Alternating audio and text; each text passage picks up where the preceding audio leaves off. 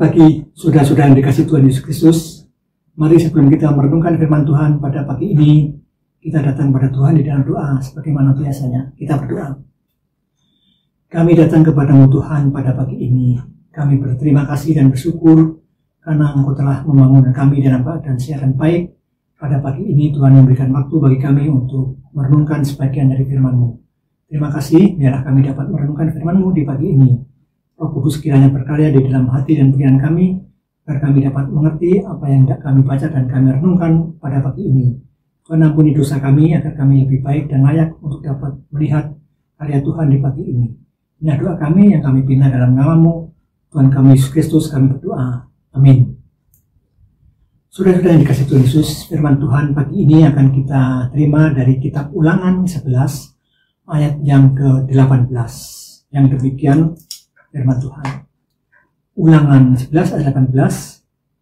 Tetapi kamu harus menaruh perkataanku ini dalam hatimu dan dalam jiwamu. Kamu harus mengikatkannya sebagai tanda pada tanganmu dan haruslah itu menjadi lambang di dahimu.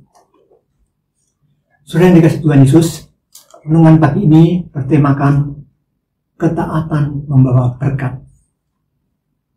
Saudara, ketaatan adalah salah satu ciri kehidupan yang dilakukan oleh semua umat percaya. Bentuk ketaatan kepada Allah tercermin dari banyak hal, seperti mengingat firman Allah dan kehendaknya, serta menjalani kehidupan yang ditetapkan oleh Allah. Ketetapan yang diberikan Allah adalah usaha untuk menuntun umat pada kehidupan yang penuh berkat dan keselamatan. Tidaklah mudah bagi kita menjalankan semua itu, karena seringkali kita diperhadapkan dengan kesulitan yang terkadang membuat kita berbelok arah dari ketetapan yang diberikan oleh Allah.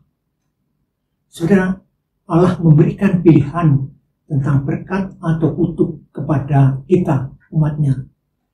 Jikalau kita taat kepada firman Allah dan terpisah dari dosa,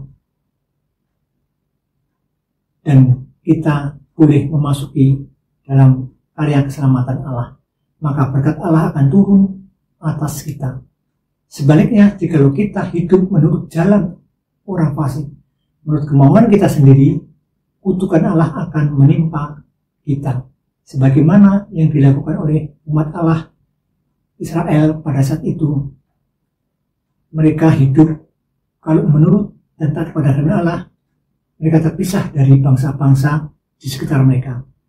Mereka mendapat berkat Allah, dan berkat Allah akan turun atas mereka. Sebaliknya, jika mereka hidup menurut jalan orang fasik, kutukan Allah akan menimpa umat Israel atau mereka.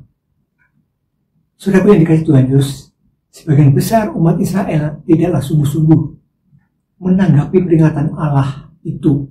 Mereka seringkali melakukan cara hidup bangsa lain di sekitar mereka, sehingga mereka terkena kutukan Allah. Demikian hanya dengan kita. Apabila kita meninggalkan Allah dan kehendaknya, maka kita pun akan kehilangan kehadiran, pertolongan, dan perlindungan Allah. Saudara yang dikasihi Tuhan Yesus, sebagian orang Yahudi kala itu menaruh ayat-ayat itu dalam kantong-kantong kulit yang kecil. Kantong ini diikatkan pada lengan dahi mereka. Umat harus menghafalkan perkataan dan menunjukkan di depan umum. Artinya di depan umum yang menunjukkan ayat-ayat itu.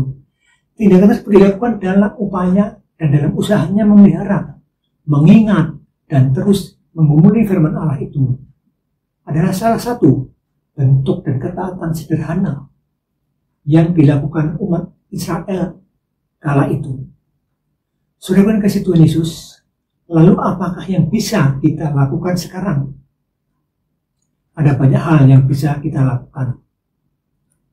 Awali dari hal kecil yang bisa kita lakukan untuk tetap memelihara ketaatan kita kepada Allah. Misalnya, dengan bersyukur setiap waktu atas apa yang kita terima dalam hidup kita saat ini. Dengan setia kita pada firman Allah dan dengan beribadah. dengan tulus hati. Dan salah satu ketaatan, maka ketaatan itu kita lakukan, berkat Tuhan akan ada pada kehidupan kita setiap harinya. Amin. Kita berdoa.